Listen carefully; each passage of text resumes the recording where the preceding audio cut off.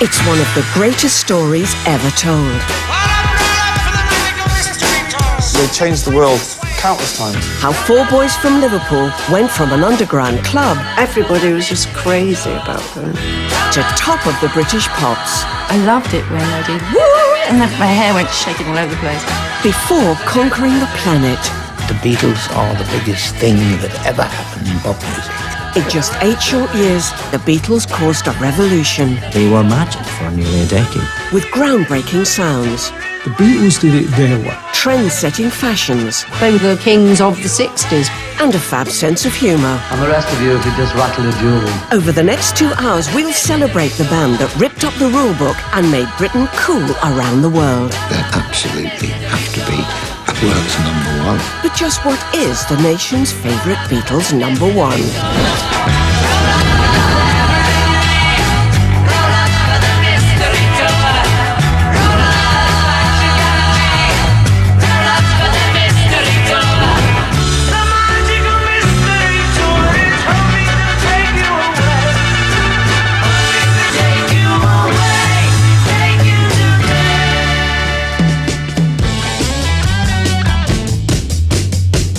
There was John, Paul, George, and Ringo. Hello, Beatles. The Beatles scored an astonishing 27 chart-topping singles in the UK and the USA. I think they went for it fearlessly and created some of the greatest songs of all time. Tonight, we'll tell the untold stories behind those songs with a little help from their friends. It was an extraordinary thing to be in that car. With clips never seen before on TV We said we can't show that. It makes them look like real people. and exclusive access to the original recordings. They would only add something to make it better, not just for the sake of it.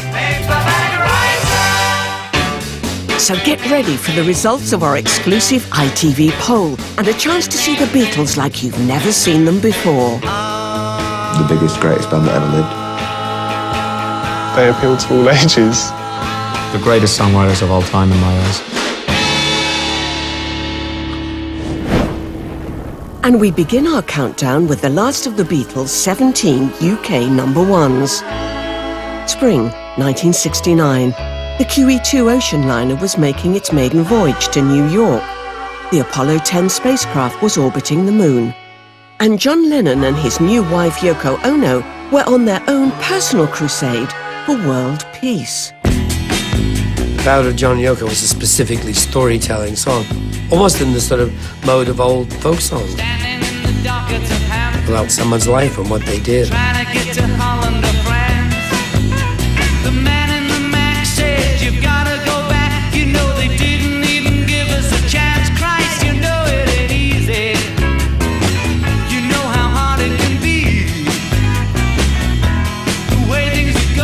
Every record is a time capsule of where they were at a particular time, and the Ballad of John and Yoko was, of course, about John and Yoko getting married. Finally made the plane into Paris, honeymooning down by the Seine. Peter Brown called to say, you can make it okay, you can get married in Gibraltar near Spain. Christ, you know it ain't easy. It was like their diary. You know how hard it can be. John and his great peace mission. The way things are going, they're gonna crucify me. And the bedding in Amsterdam. Drove from Paris to the Amsterdam Hilton, talking in our beds for a week. There were John and Yoko in their night clothes, holding white tulips. We're only trying to get us some peace. Christ, you know it ain't easy. We all got the message. It was peace, peace, peace. And of course the Ballad of John and Yoko followed. The way things are going, they're gonna crucify me. John Lennon rang up Paul and said, look, I've got this idea for a song about his life outside of the group, actually, with Yoko Ono. And that evening, Paul wanted to record it. Last night the wife said, oh boy, when you're dead, you don't take nothing with you but your soul. The other two Beatles were abroad, so Paul McCartney plays the bass and the drums and the piano. John Lennon played both guitars and sang the main vocal. Newspaper said, she's gone to his head. They look just like two gurus in drag. Christ, you know it ain't easy. Imagine someone doing that now. You know how hard it can be. Imagine, you know, the Ballad of Jay-Z and Beyonce. Brilliant. They're gonna crucify me. Day Tripper is a great song and a great riff. It was like the first riff I learnt on a guitar. The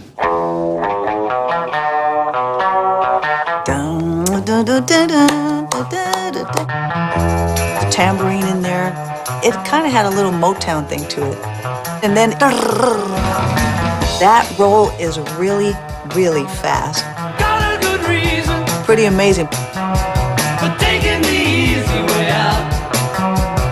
Got a good reason for taking the easy way out now. She was a day. Recorded in autumn 1965, Day Tripper was written by John and Paul with the hope of landing their third Christmas #1 in a row. Well, it worked. And I found out They're staggering in their simplicity, Beatles songs. But it's the melodies on top of it are brilliant. she's a big teaser. She took me half the way there. But the way they hang their melodies round those chords is, particularly the early stuff, the pop stuff, is staggering. She was a day tripper, one-way ticket, yeah. It took me so long to find out, and I found out. Day Tripper was a great song. I think it had a slightly different meaning as you got older, but at the time it made me think of just like you could sort of hop off school for the day, get the train in from Deptford into Charing Cross or something. But I think it might have referred to people sort of going on a trip for the day, probably without having to leave their own homes, by taking newfangled drugs, quite frankly. Well, whatever that song was about, the Beatles were certainly a band who knew how to have a good time. In fact, these four likely lads could unite the whole nation with laughter. They were very funny. Very witty, the four of them, actually. John Lennon probably most famously. Like this one-liner that has gone down in Royal Variety show history. For our last number, I'd like to ask your help. Would the people in the cheaper seats clap your hands? And the rest of you, if you just rattle your jewellery. There's just something so infectious about seeing, particularly in those early days. It just looks like they're enjoying every moment. You got a word of advice for somebody who's starting out in show business? Do your best, you know. That's great. I think the humour was a very, very important part of their appeal. Right from the start, they were clever. They had little wisecracks whenever they did press conferences and all that sort of stuff. You want to get a haircut at all? No. No. I had one yesterday. I did a television show with them, and I said, well, I'd like to have a go at this pop singer myself. The only thing is I'd have to change my name, you see. I'd have to have a name like Cliff or Rock, something earthy. Well, I don't know, eh? Flash, Cliff Dodd. Yeah, well, what about Sod? Sod. They were still able to be four Liverpool lads having a lark. Hello, Eric. Hello, mate. I remember you. You're the one with the short, fat, hairy legs. No, he's the one with the short, fat, early leg. We're the ones with the big, fat, hairy heads. Get out of that. Hey! What do you like being famous? Well, it's not like in your day, you know. No, what do you mean not like in my day? Well, my dad used to tell me about you, you know. In the old days. I've only got a little dad, have you? Back to the music now. And at 25 in our chart, the song that showed the Beatles could turn even musical accidents into hits. They're in the studio, John Lennon just leans the guitar against the amp, and all of a sudden there's this really weird sound. And John goes, wow, what's that? And George Martin goes, feedback, John. And John goes, oh, can we record that? Can we get that on a record? Baby's good to me, you know, she's happy as can be, you know, she's... And it wasn't just the music that was breaking new ground. I'm in love with her. I Feel Fine coincided with a moment when their world popularity was so huge they could no longer satisfy those markets by going out and playing concerts. So they had to make these pioneering videos. I'm in love with her and I feel fine. I'm so glad that she's my little girl. This early example was filmed in Twickenham Studios. And the job of shooting it went to a 25-year-old filmmaker from Glasgow. I actually was the first director to do promo video, but I didn't know it at the time. She's in love with me. My attitude was, let them do what they like. Ringo got on the bike, George singing into the punch ball. John actually suggested Ry putting a cigarette out, and somebody actually said, oh, we could pretend we've been to the lavatory. Their manager, Brian Epstein, said, stop it, be serious. He wanted to have them playing instruments and sing. Baby said she's mine, you know she tells me all the time, you know she said so. But Joe McGrath also filmed an alternative version. These pictures have never been seen on television until today, over 50 years later. The Beatles got hungry during that tape and they sent out for fish and chips. So they sat down in the studio and started eating these fish and chips out of newspapers and chatting. So I said, just roll the cameras on it and put a track over it.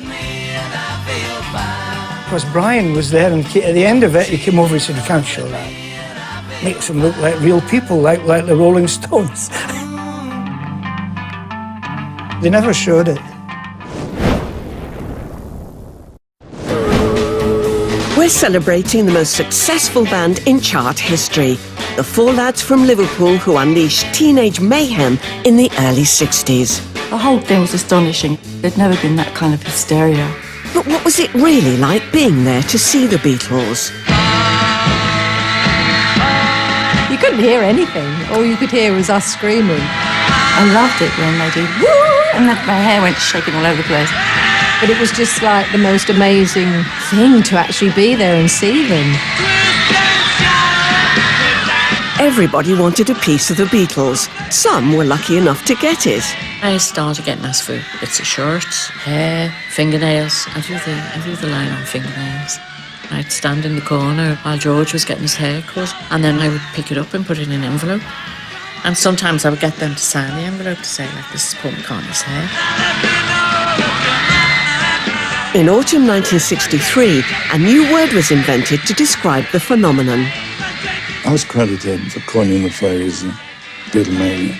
Expression came right out the top of my head after going to one of the very early Beatle concerts. The Mirror night editor picked Beatlemania up out of my text and put it straight onto the front page.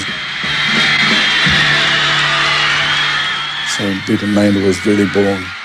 The Beatles' first single, Love Me Do, had been a top 20 hit in the UK, and the follow-up, Please Please Me, topped some, but not all, of the then different singles charts. But with Beatlemania on the rise, it would be a case of third time lucky. From Me to You, I think it's an absolute breakthrough record. Had all the great trademarks of the Beatles, which were, at the time, bizarrely, harmonica,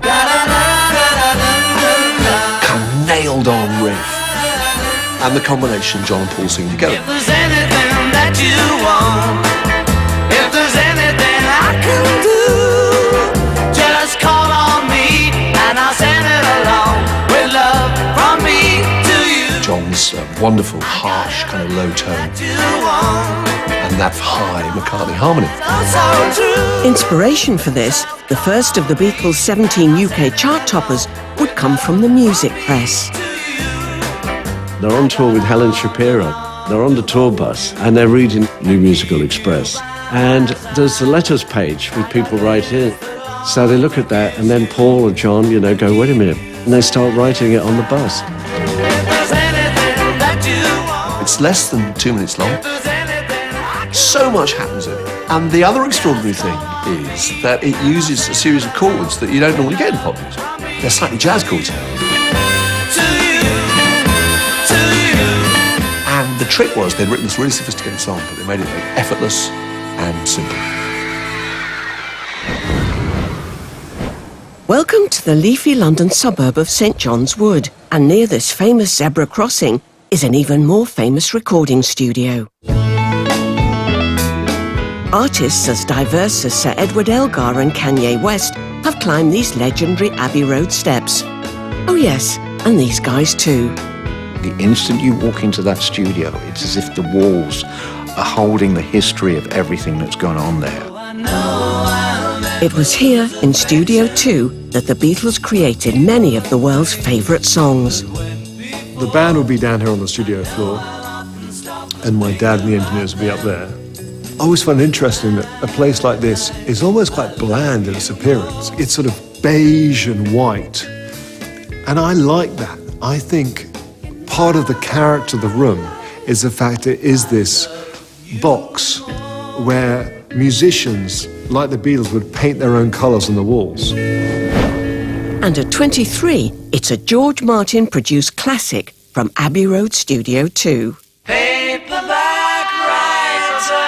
1966, and 4 years into their extraordinary chart run, the songs of the Beatles were bringing musical storytelling to a whole new level.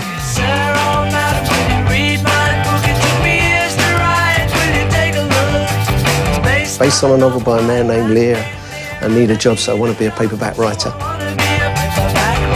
Their lyrics were amazing. Sophisticated lyrics.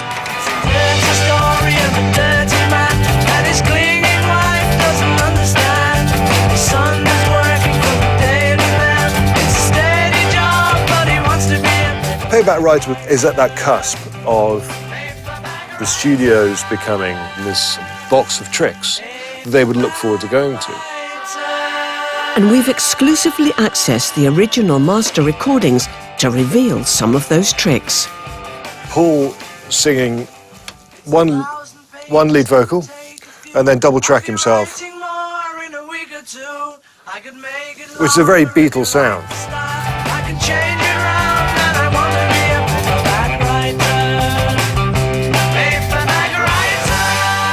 Fair Jacques obviously is a French traditional children's song.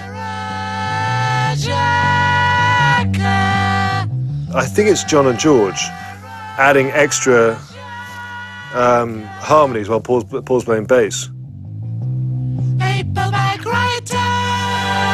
Both Paul's Paperback Writer and John's B-side Rain were treated to lush-looking colour music videos, although their young American director found himself being asked some tricky questions.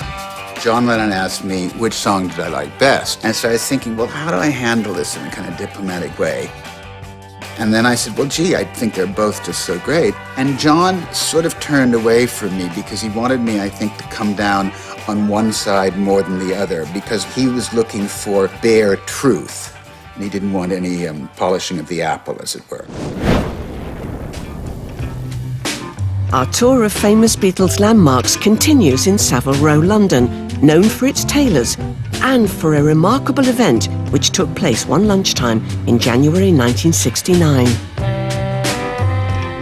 Michael Lindsay Hogg was the director again, this time shooting the climax of the Beatles' final movie, and what would be the band's last ever public performance.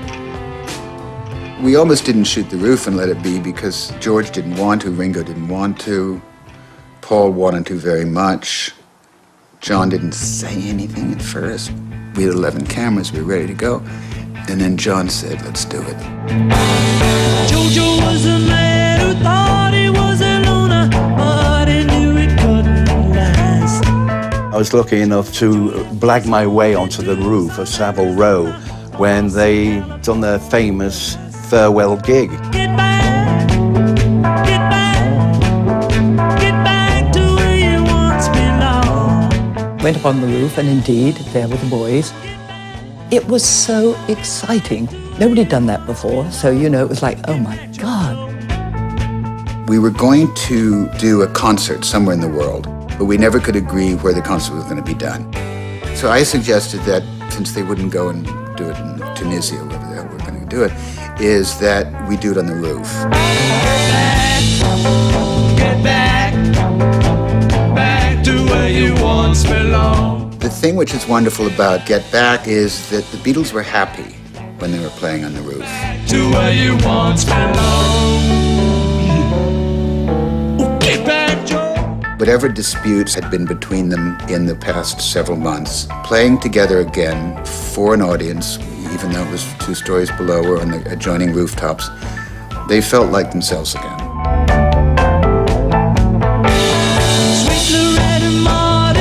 She was a woman, but she was another man. I remember Savile Row is a fairly posh street.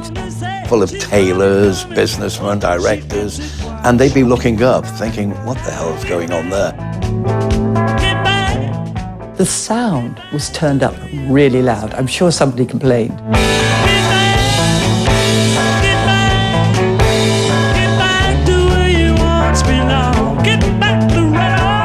The police were so sweet. They were bobbies who were sort of thrilled to be up on the roof of the Beatles, except they had to close the show down. One of the policemen came in, climbed up on the roof. He said, "Mr. McCartney, could you tell me how long you'll be?" He got through, I think, half a dozen songs. They got a lot of good footage. Police actually did nothing. I think they enjoyed it. Oh, well, goodbye. Even giants like the Beatles had their heroes. And in 1968, Paul McCartney decided to pay a musical tribute to one of his. 50s rock and roll piano legend, Fats Domino. With John Lennon lending Paul a hand on the lyrics, Lady Madonna was a song that Fats Domino would go on to record himself. Lady Madonna, children at your feet, wonder how you managed to make ends meet. Lady Madonna, definitely one of my favourites. It's very beautifully written. I like little things in the writing like rhyming suitcase and bootlace. Friday night arrives without a suitcase. Sunday morning creeping like a nun. Monday's child has learnt to tie his bootlace. See how they run. The Fab Four played a lot of instruments, but they couldn't play everything, and Lady Madonna needed a specialist.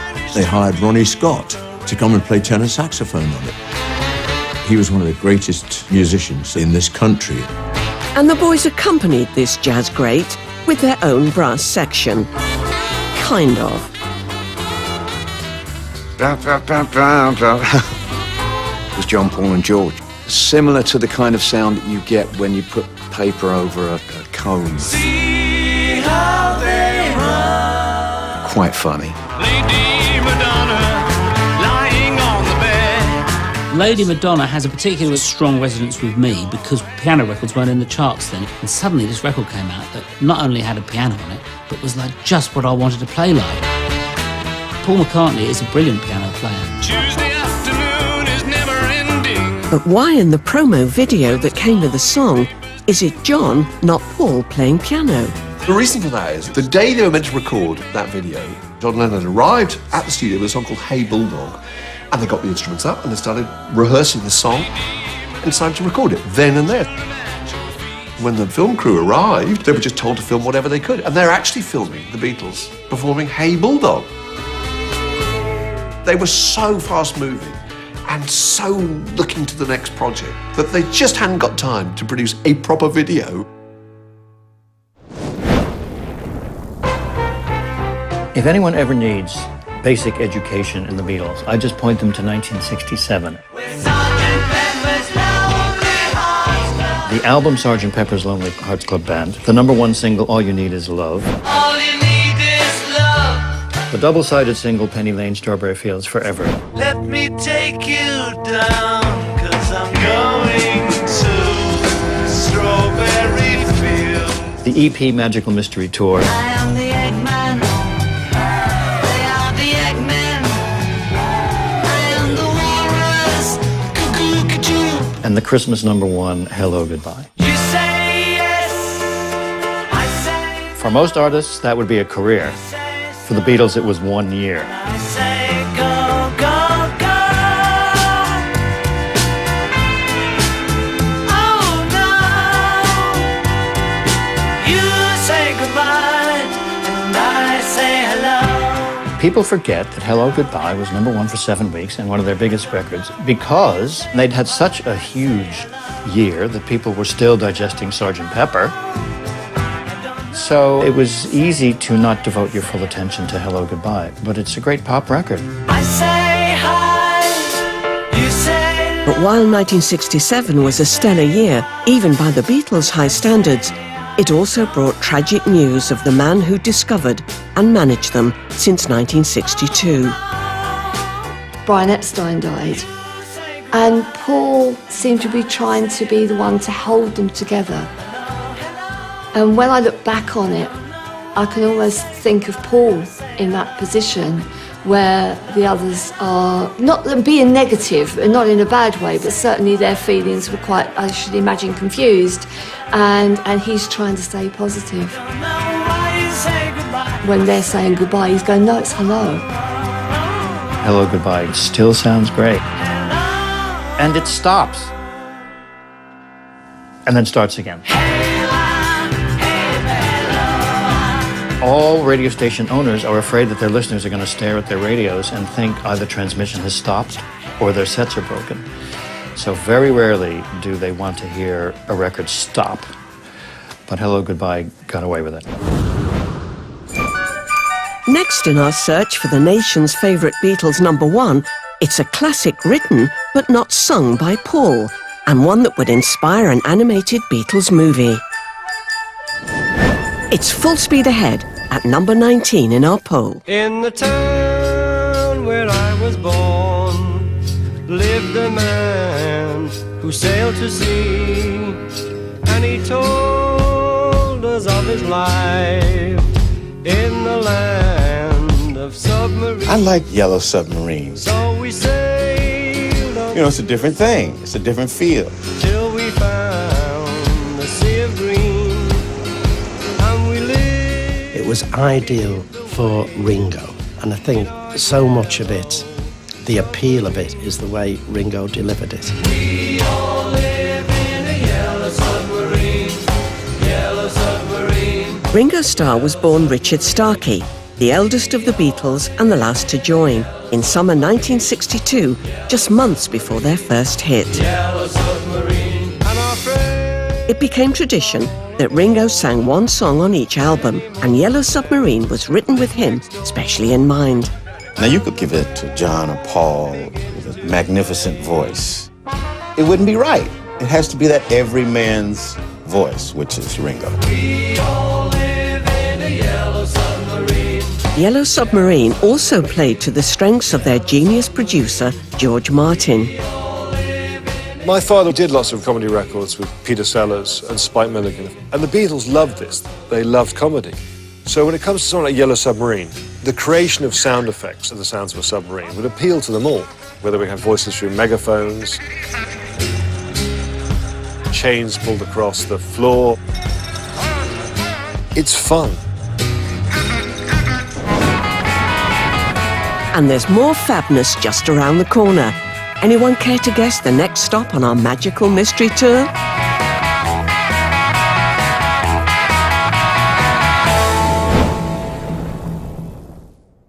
Close your eyes and I'll kiss you. Welcome back to the nation's favourite Beatles #1. It's February 1964, when plans were agreed to build a Channel tunnel. Cassius Clay changed his name to Muhammad Ali, and the Beatles were about to make musical history. America, here they come. George, John, Paul, and Ringo had found a new world to conquer. They hit America like a lightning bolt. It was the American thing that was absolutely dazzling. The way they'd just gone to America, everyone was absolutely mad. Never been a British group that had ever done that before. And let's check out Ringo. Hi, baby, this is WINS Wins on 1010. Ringo from the Beatles talking. These accents with this different type of haircut. Hello, everybody, WINS, there we go. That whole thing drove the girls crazy. I want to kiss one of them. I love them. Wherever the Beatles went on this first US trip, future legends of documentary making, the Maysles brothers, were filming the madness as it unfurled. Tomorrow night at 7, the Beatles read their own poetry on a documentary, Meet the Beatles. Oh, all over the world. Oh, really? One full hour with I the don't Beatles. understand this. Tomorrow night from 7 to 8, here it wins. Don't. We ain't written no Looking for a poetry. filter cigarette. And part of the team at the heart of the action was a young English TV producer. It was an amazing moment. We went in a limousine to the Ed Sullivan Theatre. How are we going to get in then? Girls were all lined up outside, kids hitting the windows and so on.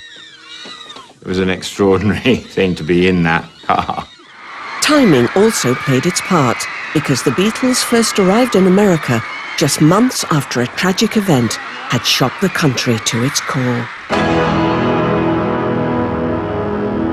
President Kennedy had been killed. America was like a great wounded beast. And the Beatles came and gave America what they didn't think they were going to see anymore, which was kind of joy again. Along came these young guys who looked different, sounded different, full of energy, hope, optimism. Well, of course we took to them. And it's a song that topped the singles charts in America, but not back home, that's next in our countdown of the nation's favourite Beatles number ones. 8 days a week. It was a great part of a great album over here. First track, side 2, but there they took it off the album, released it as a single. I need your love, babe. Guess you know it's true. On their second US tour in 1965, the Beatles found the crowds had grown ever larger and wilder. Hold me, love me, hold me, love me. I ain't got nothing but love. And when they played at New York's Shea Stadium to a record-breaking crowd of 55,000 adoring fans, the Fab Four became the first band in music history to play to such an enormous audience. I can say, girl, love you all the time. The irony was that the Beatles were storming the States with their own unique take on the new sound of Black America, coming from labels like Motown. Nothing but love, girl. 8 days a week. The Beatles loved Motown and Stax and Atlantic and all those great soul records. I love you. On their early albums, the Beatles covered many American soul classics, which then influenced the songs they were writing themselves, like this one. 8 days a week. You can definitely hear the influence of Motown. They always wanted to sound like a Motown record. It's always like grass is greener. They took the American influence and turned it around and made it very British. 8 days a week. It's really weird when you think about it, but here you have these English young men telling Americans that these American artists are great.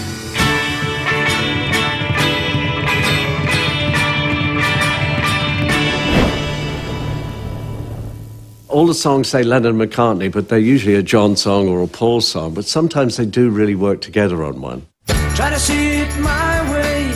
Do I have to keep on talking till And that was true about We Can Work It Out. while you see it your way? Run the risk of knowing that I love the song, but I almost love it more because of that perfect example of them as a dream team. we can work it out.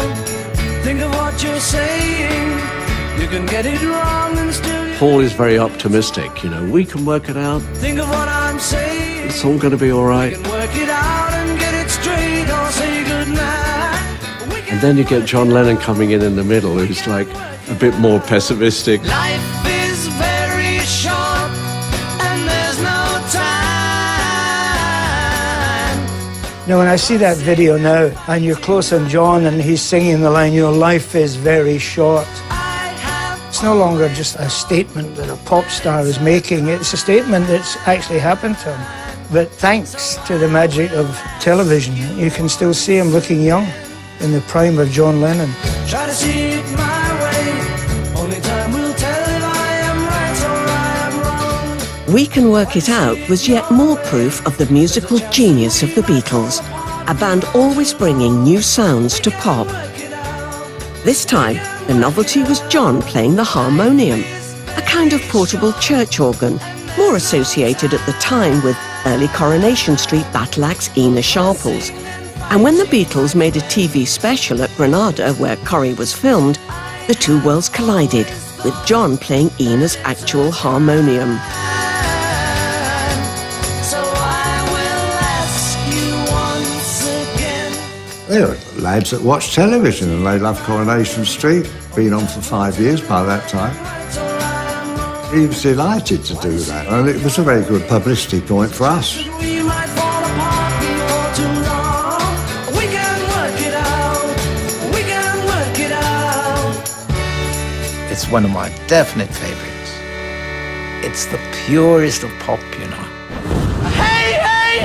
The Beatles were a band whose looks were as revolutionary as their sounds.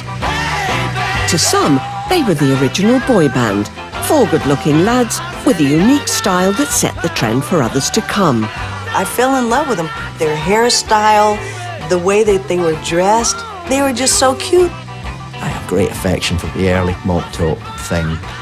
Yes, even their hairdos sent the crowd wild. Just let me hear some of that rock and roll music. But it hadn't always been like that. In their early days at the Cavern, they looked like a down-and-dirty rock and roll band. We just bought leather jackets, so it ended up we're all on stage with them.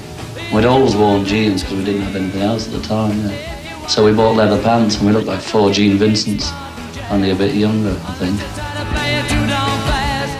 My mother never got over the fact that they were scruffy. She used to call them the Dirty Beatles. That's why I go for that rock and roll. We all loved it. We thought they were fantastic. It's like Elvis.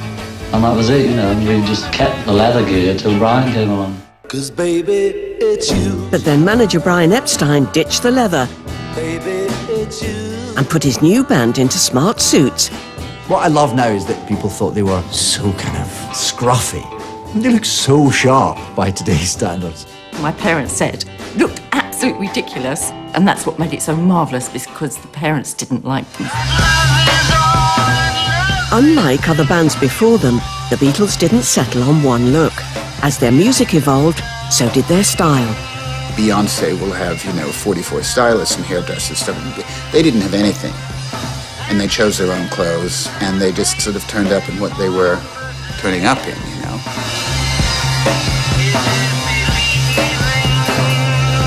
As the 60s wore on, the Beatles' fashion would lead the world.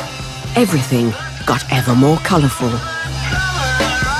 Hair got longer and started appearing everywhere. A massive transition from that clean-cut, image they started with to the beards and the long hair. By the end, they were cavemen. Like they were trying to conceal themselves behind bushes of hair. Maybe they were all trying to hide from each other by that stage, I don't know. Time to return to our countdown now. And at 16, here's a place David Tennant knows only too well. The TARDIS. You've got a television? Show it. Yes, we've travelled back in time to 1965 and a rarely seen clip of the Fab Four. On a classic British television series. I think I'm gonna be sad. I think it's today. Yeah. The girl that's driving me mad is going away. This is the only footage of the Beatles on Top of the Pops that hasn't been wiped. She's got a ticket to ride. And this bit only survived because it was reused in this Doctor Who episode. I had no idea you knew about the Beatles. Of course I know about them. I've been to their Memorial Theatre in Liverpool.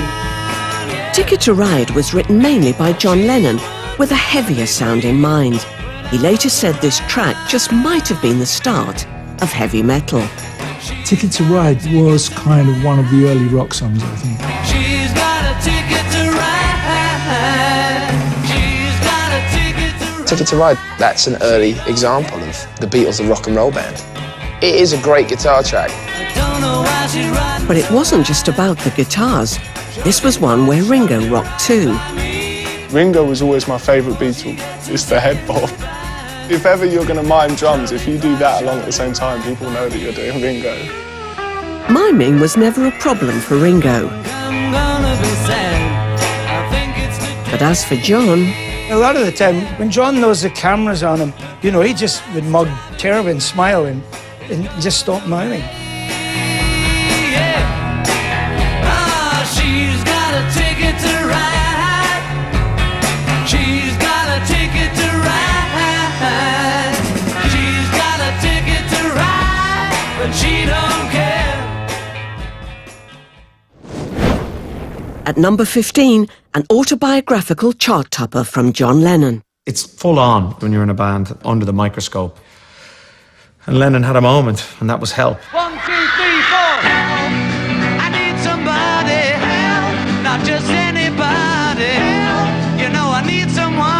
help was John calling for help. When I was younger, so much younger than today. Behind the upsounding music, John's lyrics hinted at the downside of global fame. Now these days are gone, I'm not so self-assured.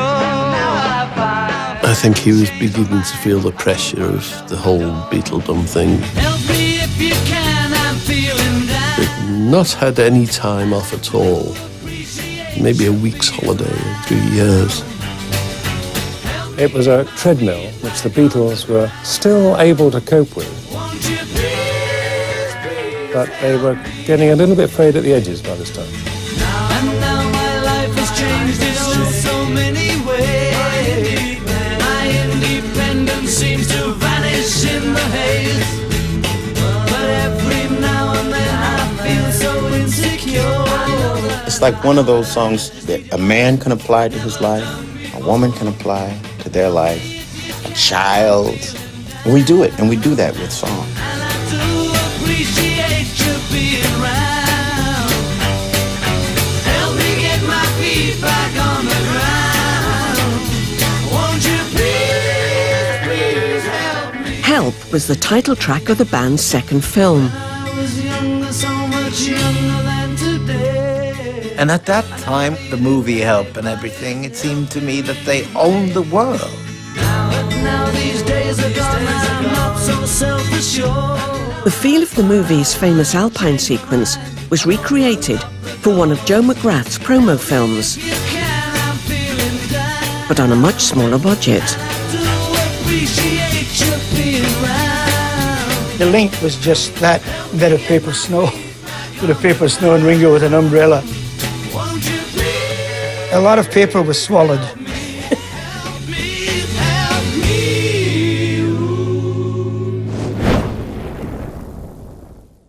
At this midday session at the Cavern, we proudly present the Beatles. Welcome back to our celebration of the Beatles and to the Cavern, a club in Liverpool where they played almost 300 times before conquering the world. The Cavern Club was a unique place. There was something magical there. First time you ever come down the Cavern, you just never forget it.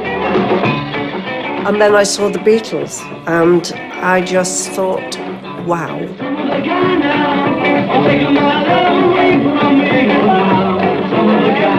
The Beatles were only captured on film at the Cavern once, and this is it, a performance of Some Other Guy, shot by 25-year-old Granada I.T.V director Leslie Woodhead. There was a sense that there was something extraordinary going on in Liverpool with all of these kids playing rock and roll. And I was absolutely blown away by what was going on there, which was the Beatles in full throat doing their thing. Such overwhelming energy. I could feel it coming up through the soles of my feet and into my stomach. There was something really special going on there. Just 6 weeks after this performance was filmed one August lunchtime in 1962, the rest of the country would get its first taste of the excitement when, in the same week as the first Bond film, Dr. No, the Beatles' debut single was released. And it's the song that's been voted number 14 in our exclusive countdown. Love Me Do was just like the opening of the doors for the Beatles. It's like signifies when everything changed. Love, love me do. You know I love you. I'll always be true. I bought it straight away. I didn't have a record player, but I just wanted it in the charts. Love me do. An awful lot of Cavernites done the same. They didn't have record players. Love me do. But other Cavern regulars weren't so sure. Love me do. Love Me Do had been all over the Merseybeat newspaper, which was the Bible in those days. And suddenly it was going to be a hit. And that's when we started to feel a little bit threatened. Love me do. Hang on, we buy this, or if they get famous, they'll leave the Cavern, and what will we do then? Someone to love, somebody new. There was stories about people saying, don't buy it, you know, they'll get famous. But I couldn't resist. I worked over the record shop as well, so I couldn't resist, could I? Love, love me do. You know I love you. I'll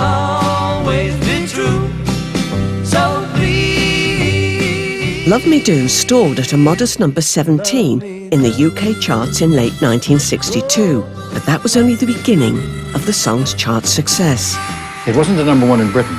It was a number one in America, but that's because when the Beatles broke so massively, all of the tiny companies that had the rights to the earlier Beatles singles put them all out again at once, and they were all hits at once.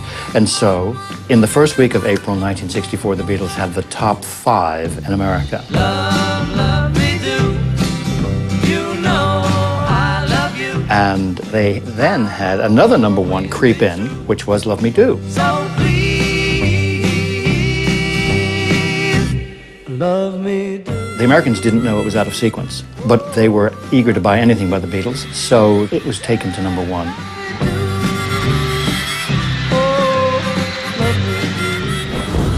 Before the Beatles captured American hearts in 1964, they had begun a lasting love affair with Europe too, as this German TV footage shows. Auf einem kleinen Bahnhof bei Hamburg zum letzten Mal verlassen die Beatles ihren Sonderzug, der sie während einer Tournee durch Deutschland trug. And the story of the next song in our countdown begins when the boys reluctantly agreed to re-record some of their hits for the German market. Come to me, du nimmst mir den Verstand. After recording new vocals for Sie liebt dich and Komm gib mir deine Hand in Paris, the band still had an hour left in the studio. That time was put to good use, recording the chart-topping classic that's number 13 in our poll.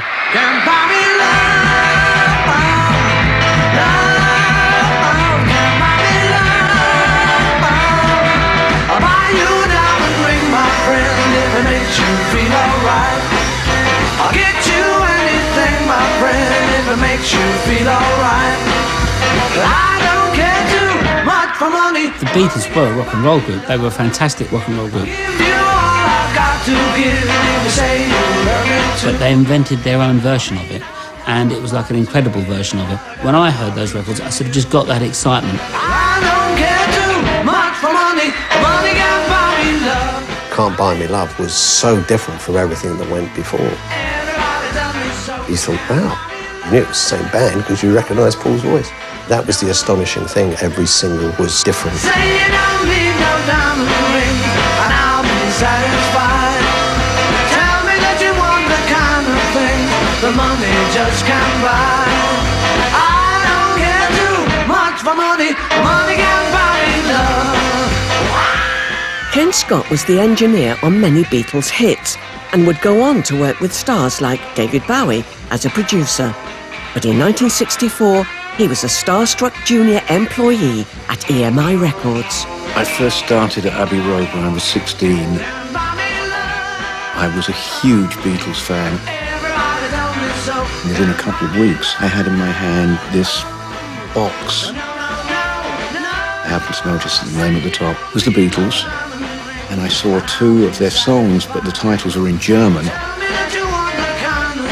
And then there was another one I'd never heard of called Can't Buy Me Love. I don't care too much for money. Money can buy me love. I had the tape in my hands before anyone had ever heard it. It was amazing.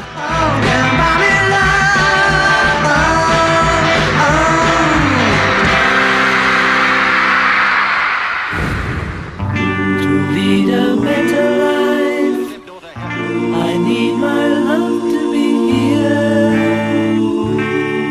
By 1969, the Beatles family of John, Paul, George and Ringo was expanding. Hello, how are you? Ringo had married hairdresser Maureen Cox. George had tied the knot with model Pattie Boyd. And in March 1969, Paul and photographer Linda Eastman left a London registry office as man and wife. A week later, John's marriage to conceptual artist Yoko Ono in Gibraltar would see all the members of the band enter a new phase of their lives. And it was an era reflected in the song that's number 12 in our countdown. George is said to have written it for his wife Pattie, and its promo video featured the 4 happy couples. That song just has always touched me since the first time I heard it. Attracts me like no other lover. It just has everything that makes a perfect song. Something in the way she It just comes at you from all sides and just take over your emotions. don't want to leave her now. You know I believe in how. Something was a landmark song for the youngest Beatle, George Harrison. After 7 years of Lennon and McCartney hits, this was his first to be released as a single. But I don't need no other lover. George was a great songwriter, but the other two were like typewriters. You know, if they didn't write a song in 10 minutes, they'd throw it away and start another one. Don't want to leave her now. George spent a lot of time getting his right because he knew he had to present it to those two. It wasn't until 1968, 69 when he had a long time in India to write an awful lot of songs. You're asking me will my love grow? I don't know. I don't know. You stick around now, it may show. I don't know. I don't know. What a beautiful song. What an absolutely beautiful, dazzling song. And of course that guitar bit, whenever you hear that, it's kind of shiver up the spine. Artists as diverse as Elvis, Shirley Bassey and Liberace have covered Something, although not everyone had all the facts at their fingertips. It's just funny when Frank Sinatra used to perform it, he used to say this is one of Lennon and McCartney's greatest songs.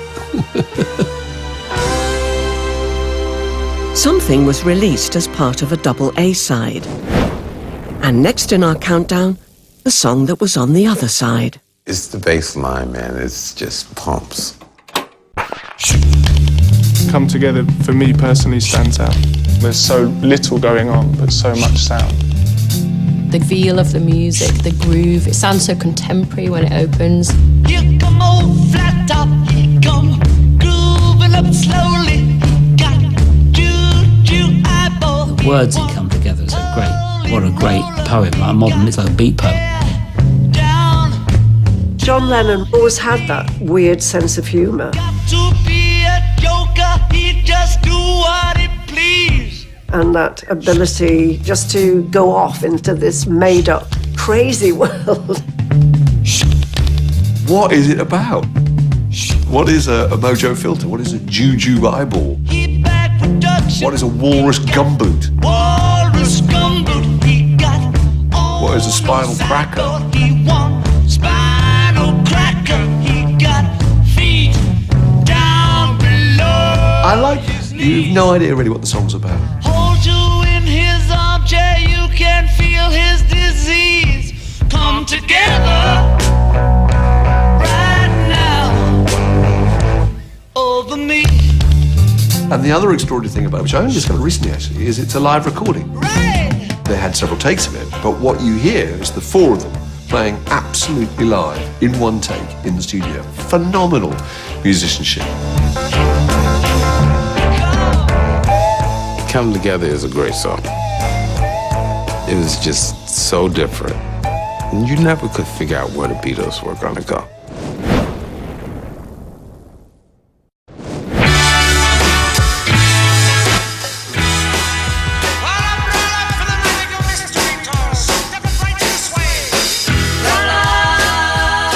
Our magical trip through the incredible career of the Beatles continues in Liverpool, their home city, where tourists still flock to see where it all started.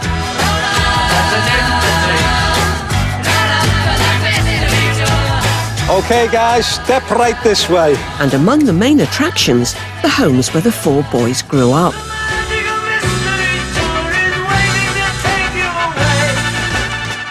We're in number 9 Madison Street, and this was the birthplace of Ringo Starr.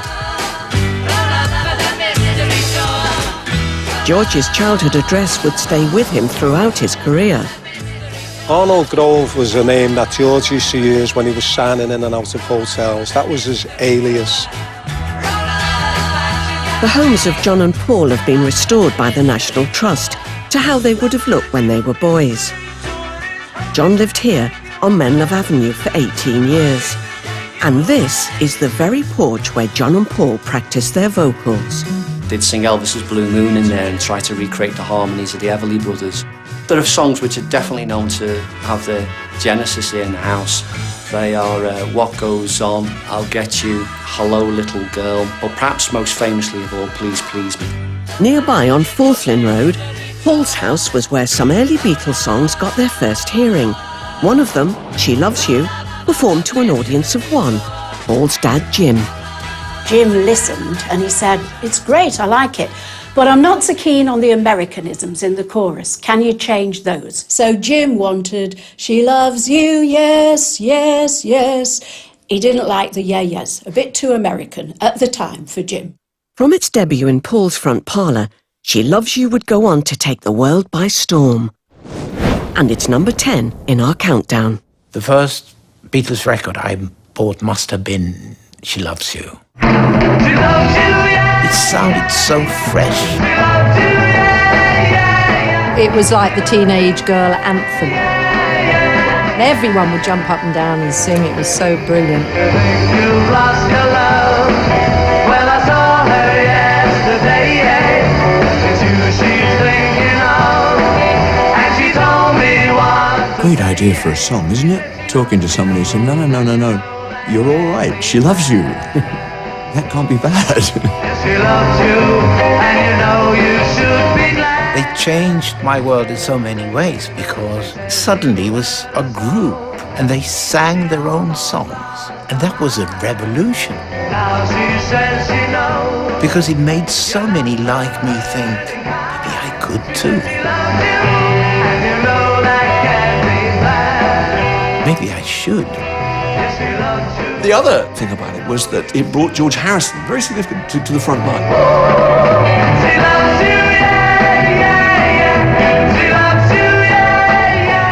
George Harrison sings nearly all the way through it, and that became part of their signature. The fact that they could sing three-part harmonies. No, it's up to you. I think it's only fair. Pride couldn't hurt you too. Apologize to her because she loves you, and you know that can't be bad. I attended the party that George Martin threw on the occasion of the release of his very last album, and She Loves You came on.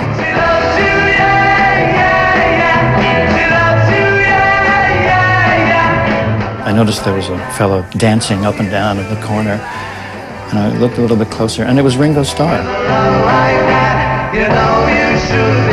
When it was over, he said, "Great record." Well, who can disagree?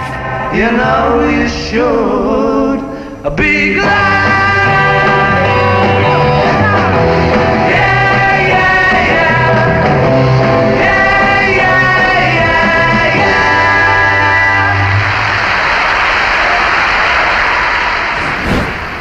At number 9, a song recorded in just 3 hours at Abbey Road.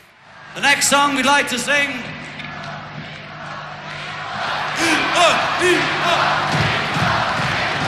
It's called Our Day's Night. And with one of the most famous opening chords ever. Guitarists around the world have tried to work out what chord that is. And the reason why they haven't done so is because it's not just a guitar that's playing. A piano is being hit. If I just play the electric guitar, you have this. It sounds like Hard Day's Night, but it's not. It's just a chord. If I play all four, 2 guitars and 2 pianos, you get the depth of that chord. It's been a hard day's night, and I've been working like a dog. It's been a hard day's night. John Lennon wrote A Hard Day's Night with a little help from one of his friends. It was one of Ringo's little funny sayings. He just said, "It's been a hard day's night." John looked at him and said, "That's it. That's the title we want." Ringo's saying also gave us the title of the Fab Four's first film, nominated for 2 Oscars and setting records in the first week of its release in Britain. I thought they were very funny in the film. I thought they were naturals. And they found an identity in the film which was very real. It was sort of think, yeah, they were the boys I knew. That's fantastic.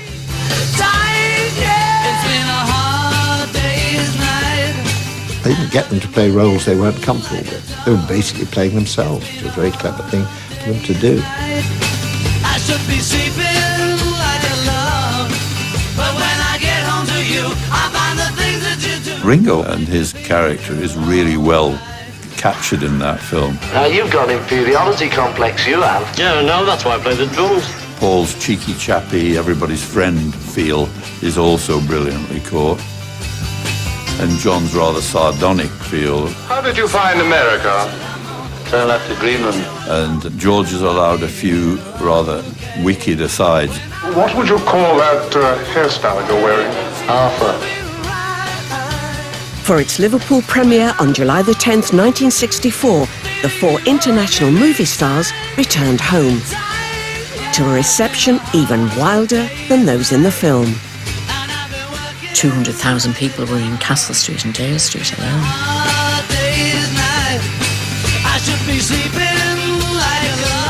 When they opened the doors to go out onto the balcony, the noise was horrendous. And here they are. Just listen to those screams when the police are having a pretty tough time. It's certainly one of their hardest days, nights. Looking out and just seeing the whole street just full. That's when I realised they were famous. At number 8, the last of the Beatles' amazing run of chart toppers, an undoubted classic, but one which splits opinion to this day. In April 1970, the same journalist who'd been following their progress since the days of Beatlemania broke the news that the greatest band in history had decided to go their separate ways. From a journalist's point of view, it was a great scoop, but it was kind of sad in many, many ways because we'd travelled the road a long time, and as poor roads, it was the end of the long and winding road. We'd reached it, and I knew we'd reached it. The long and winding road that leads to your door. The Long and Winding Road is the most outstanding record. Will never disappear. The melody, the voice, haunting vocal, magic. I've seen that road before. But by the time it gave the Beatles their 20th US #1 in June 1970, the band were no longer together. And even this song was cause for dispute. The Long and Winding Road is a very strange story. First of all, the artist had no idea that it was going to sound like what it sounded like, because Phil Spector got it. Its writer Paul McCartney had no idea that Maverick producer Spector had been brought in. His task? To tidy up the unfinished tracks that George Martin had originally recorded for what would become the Let It Be album. And this was how it sounded when Phil Spector first got hold of the song. Leave me standing here. Let me know. Long and Winding Road sounds better with a piano and very little else. Many times I've been alone, and many times I've cried. Because it's a real personal song. Anyway, you've always known the many ways I've tried. But still, So to put all that Spector rubbish on it was wrong. to the long, winding road. Paul rang me up one day and said, they've taken it to America and they've given it to Phil Spector. And they put heavenly choirs and all sorts of soupy strings on it. On my songs. He was furious. A long, long time ago. I got a call, could you come and do an arrangement for this song, The Long and Winding Road?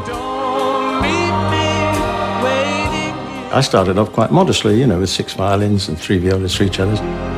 Lead me to your door. But then I kept getting calls from Phil saying, oh, I'd like a few more violins, a few more strings, some brass and some horns and some harps and even a choir. And I thought, oh, yeah. So I did it.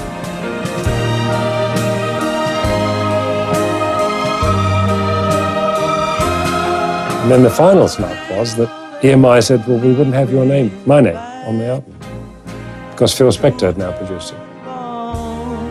And I said, let's have a compromise. Why don't you say, produced by George Martin, overproduced by Phil Spector? But they didn't go with it. You left me waiting here a long, long time ago. Don't leave me standing here. Lead me to your door.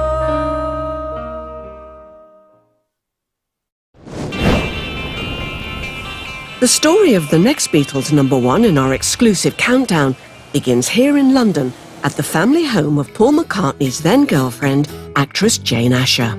Paul was living at the time in our guest room. One particular day, John came over and joined him. They were down there a couple of hours, and then Paul stuck his head up the stairs and asked if I wanted to come down and hear what they were working on, what they'd finished. They were sitting side by side on the piano bench, both hammering away at the piano, and played I Want to Hold Your Hand for the first time to anybody anywhere. You kind of go, you know, am I going mad, or is this just about the best pop song I've ever heard in my life? Oh yeah, I'll tell you something I think you'll understand when I say that something. I wanna hold your hand. Landing UK #1s was becoming business as usual for the Fab Four. This was their third in 1963 alone. But I Want to Hold Your Hand also started to climb the American charts, and so by early 1964, it had conquered the Billboard Hot 100.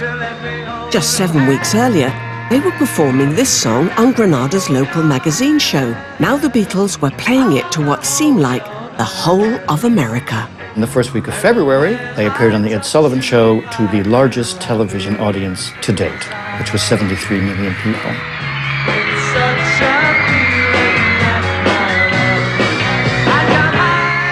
I did see the Beatles play the Ed Sullivan Show, and it was amazing. I fell in love with them. We were all saying who liked who. I like Paul, I like John, I like George. I like Ringo.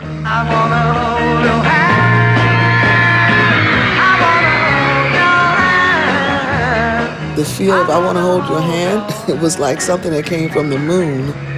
When I touch you, I feel happy inside. It was very, very, very different. It's such a feeling that my love I can't hide. It was more than just the song itself that was making them so popular. They had look, personality. There was something about them that kids just gravitated and loved. I think you'll understand when I say that something. I wanna hold your hand. It was so quick, it was so deep, it was so impactful. And during the year 1964, they had 25 hit singles in America.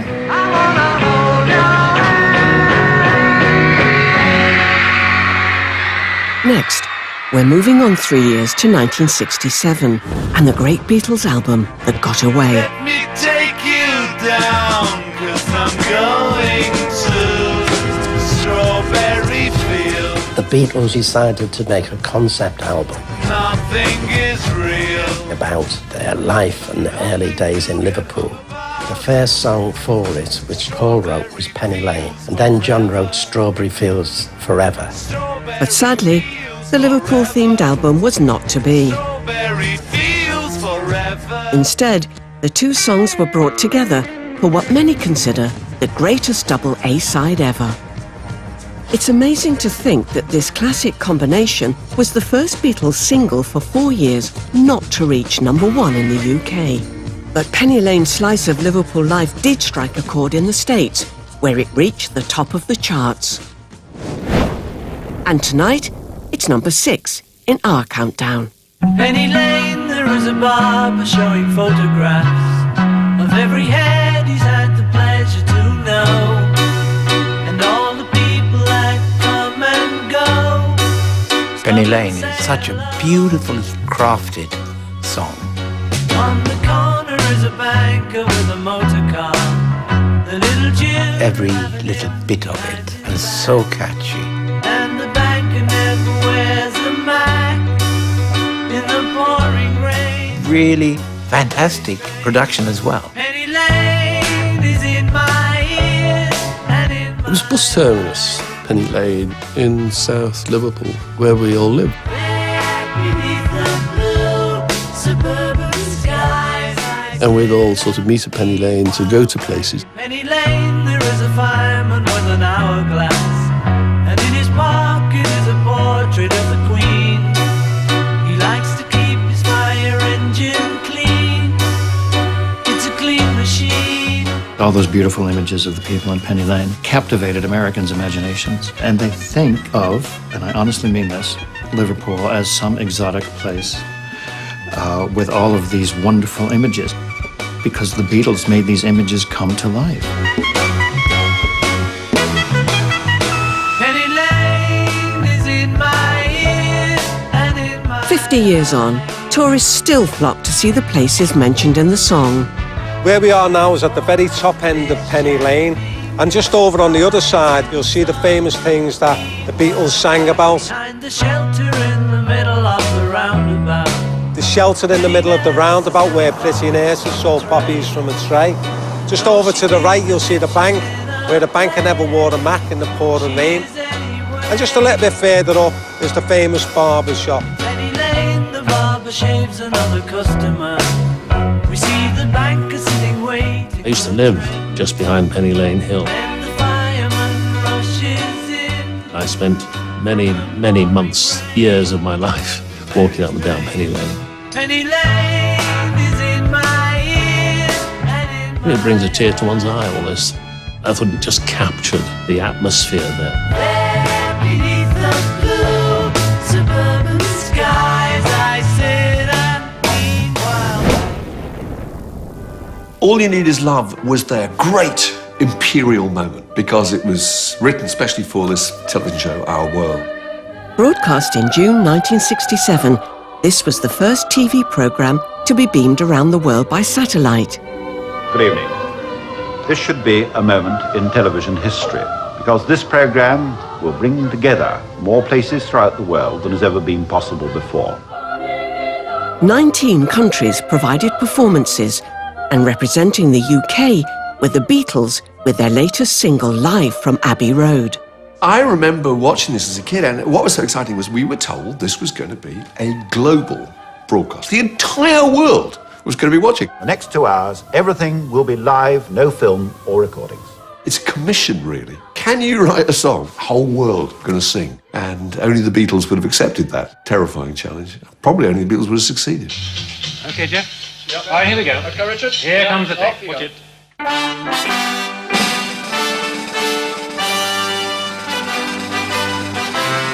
I felt really nervous on the Beatles' behalf. You know, I remember watching it live and thinking, what do they feel? The whole world's watching. And eventually the camera alights on John Lennon, who, if I remember rightly, had his hands on his headphones and his eyes shut and was completely self-possessed. Nothing you can do that can't be done. Nothing you can sing that can't be sung. And was chewing gum. Nothing you can say, but you can learn how to play the game. It's easy. And I can remember thinking, this is brilliant. How cool are the Beatles? Nothing you can make that can't be made. No one you can save that can't be saved. Nothing The broadcast came just as the summer of love was in full swing, easy. with a song that summed up an era of optimism. All you need is love. Love used to be talked about a lot in the 1960s. There should be a better way of living than everybody just cooperating with each other. All you need is love. And the Beatles are very influenced by that. Love is all you need. In the build-up to this moment of history, fellow Cavan graduates, the Merseybeats, were allowed a rare glimpse of the Beatles at work in the studio as the song came together. They'd done the backing track, love, love, love, love, love, love, love, love, love. That's all they had. And they said to us, what do you think? And what did you say? Well, I like the words. But then Paul kept popping his head outside and said, "John, have you written any lyrics to this song yet?" And John said, "We've got 2 days. It doesn't go out live till Friday." Nothing you can know that isn't known. Nothing you can see that isn't shown. There's nowhere you can be that isn't where you're meant to be. Here's this ultimate sing-along song. It was uplifting and it meant something and it really worked. I just felt so incredibly proud that this wonderful band were performing a breathtaking song and representing our country. I thought, I bet all the other countries in the world are probably a little bit jealous, actually. All you need is love. All together now. All you need is love. Everybody. At number 4, it's the McCartney classic from the Revolver album that topped the singles charts in 1966 as a double A-side with Yellow Submarine. Look at all the lonely people. What I loved about Eleanor Rigby is the fact that you followed her journey and they made her feel very real. Eleanor Rigby picks up the rice in the church where a wedding has been. It's so heartbreaking. Lives in a dream, waits It's verging on poetry. wearing the face that she keeps in a jar by the door. It's a poetic lyric, but then it's got a massive punchline. All the lonely people. All the lonely people, where do they all come from? Do they all come from? It's a lyric of a lifetime, that. All the lonely people. Eleanor Rigby's very unusual. It's the first time that the Beatles didn't play any instruments on their records. Father Mackenzie writing the words of a sermon that no one will hear. What they did is they recorded a double string quartet. And my dad talked to Paul about it and listened to Bernard Herrmann. Now, Bernard Herrmann was a famous film composer who is famous for Psycho. As the woman is attacked in the shower, there's All the lonely people. There's an incredibly aggressive sound, and it's almost like a 24-year-old Liverpudlian saying, "I want a string quartet to sound like this," and using my dad as a translator for that. Paul has said that the name Eleanor Rigby came from combining the names of actress Eleanor Bron with a Bristol wine shop. But intriguingly, a stone's throw from where John and Paul first met in 1957, this gravestone can be found. Died in the church and was buried. The majority of fans love the idea that there is a true Eleanor Rigby, so they're not that particularly bothered if Paul says it's to do with the actress Eleanor Bron. They still want to come and see this grave in St. Peter's Church. It's strange to have a number 1 that is only string quartet and vocal. And it's just the thought of being able to come into studios, tear out the rule book, break the mold, and then move on to something else was just very Beatles.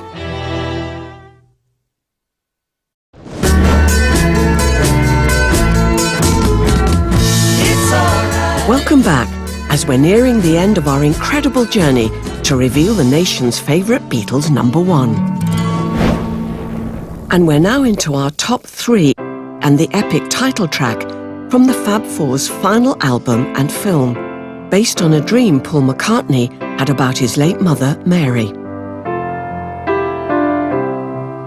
When I find myself in times of trouble, Mother Mary comes to me, speaking words of wisdom, let it be. And in my hour of darkness, she is standing right in front of me, speaking words of wisdom, let it be. Paul has said the dream came to him during a difficult time in the band's history, when Mary appeared to him saying, "It will be all right, just let it be." Whisper words of wisdom, let it be. The dream that he had about his mother, I can imagine him having an experience like that. It's quite mystical, isn't it? There will be an answer, let it be.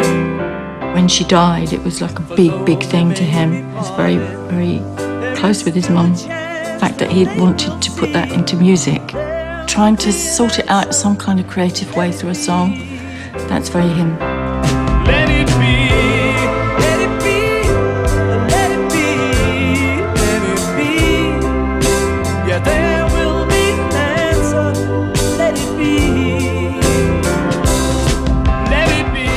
allowed men to be able to go, you know what, this is okay to be emotional, to talk like this.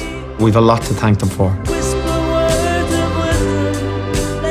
They wrote those songs, the kind of early anthemic songs that we all wanted to get behind and put our hands up in the air and say, yep, that's part of me. It just sounded very spiritual, like a gospel song.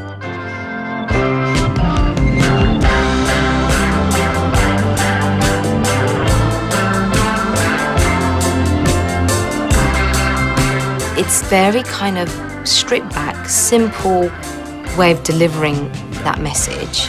It says all it needs to say, and there's just no need for elaboration. It pretty much sums up how to deal with any situation when you're really struggling.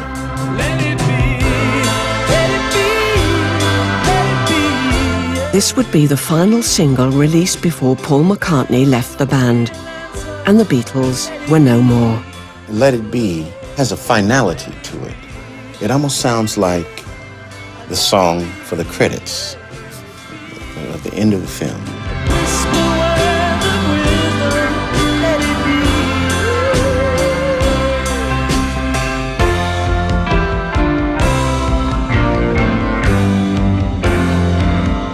We're now just one Beatles classic away from the end of our countdown. And at number 2, the most recorded song in pop history. 3,000 cover versions so far and counting. Yesterday, all my troubles seem so far away.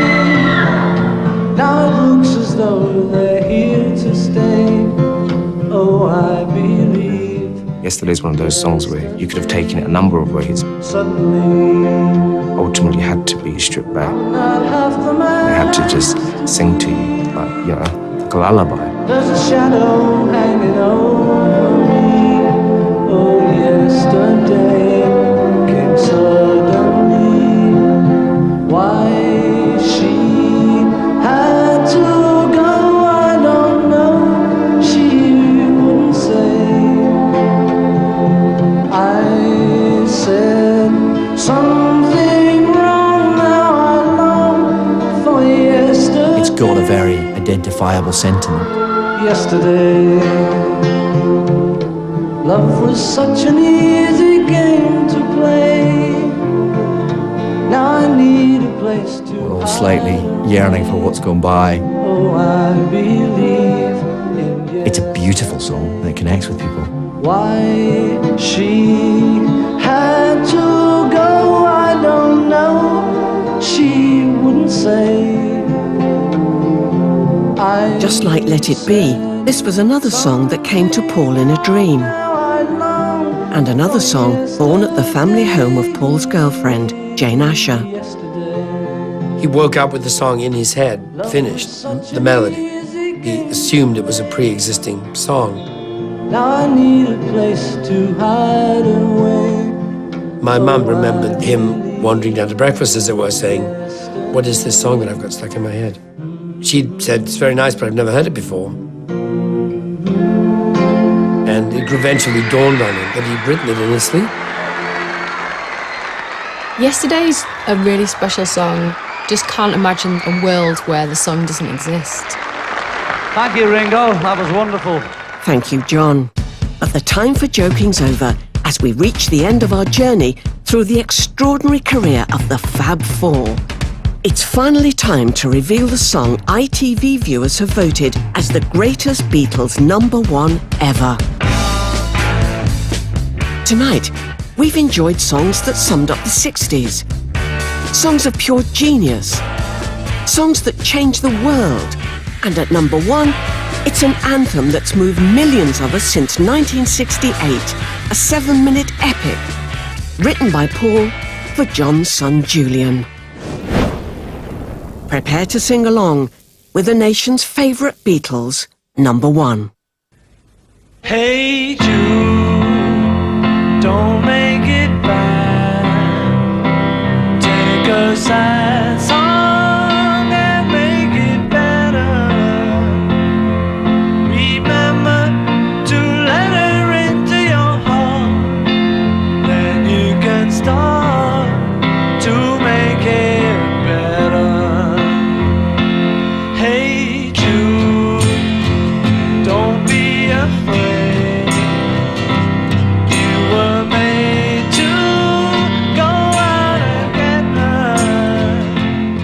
John Lennon loved that song because it was written for Julian. It was Paul's way of saying, I know your parents have divorced, but things are going to be okay.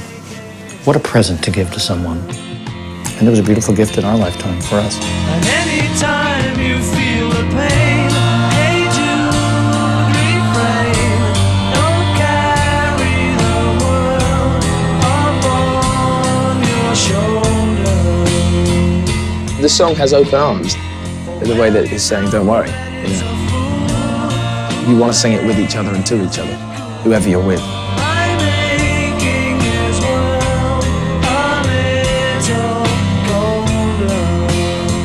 It's one of the true pop anthems. It's one of the oldest and greatest. But recording this great pop anthem wasn't all plain sailing. The first 2 days spent on it at Abbey Road were caught on camera. Great for us now, but not at the time. There was a film crew in. Typical of a film crew, they said, don't worry, you won't know we're there. Well, we did. They were in everyone's faces. Everyone was quite irate. We finished up not getting anything. So let it out and let it in. It eventually took 6 days to record Hey Jude, the longest time needed for any Beatles single. It would also be the longest Beatles #1. A running time of over 7 minutes meant the band were breaking yet more rules. Back then, radio was 2.5, 3 minute songs. Don't think anyone thought that Hey Jude would get the amount of play that it did get, but it was the Beatles. Who's not going to play the Beatles? When the Beatles premiered the song on the David Frost Show on I.T.V. in September 1968, this was a real TV occasion. And for the big sing-along chorus at the end, director Michael Lindsay Hogg decided to pull out all the stops. We realized that just being on the Beatles for the 4-minute closing chorus wouldn't sustain. And so Paul and I thought, wouldn't it be interesting to get people in as an audience to represent the world? Housewives, students, certainly multicultural. They just sang the song, and when they got to the na na na part, we all had to run on. I was about 2 people away from Ringo and singing my heart out. It was a once in a lifetime. It's a really lovely memory.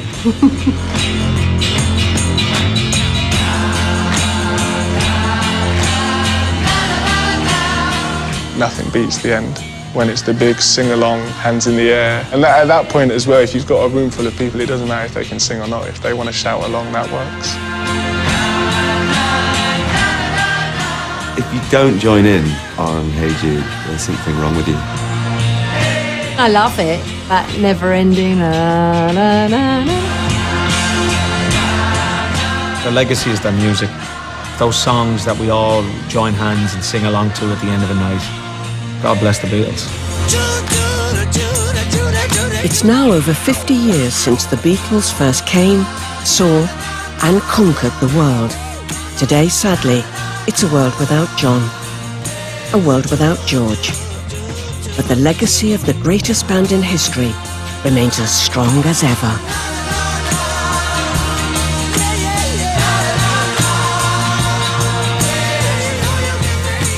To go from Love Me Do to Hey Jude in 7 and a bit years, it's staggering, it's staggering. I've had holidays longer than that, do you know what I mean?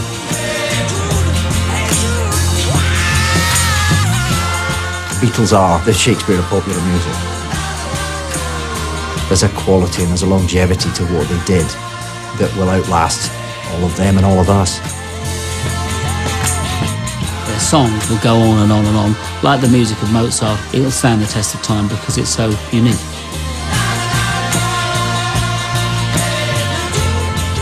You listen to a Beatles record and generally it'll make your day a little bit better. They've given the world a huge amount of enjoyment, and it's as simple as that.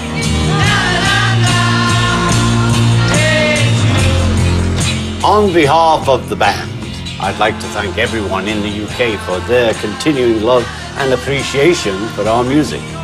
Our early success was all down to your wonderful support, and we have never forgotten that. Thank you. Paul, you're up next. Hello there. This has been a great program, and I'm very happy to be part of it. I can't believe that after all these years, people are still listening to the Beatles, still playing the music, and I send my best. Have a great one. Peace and love.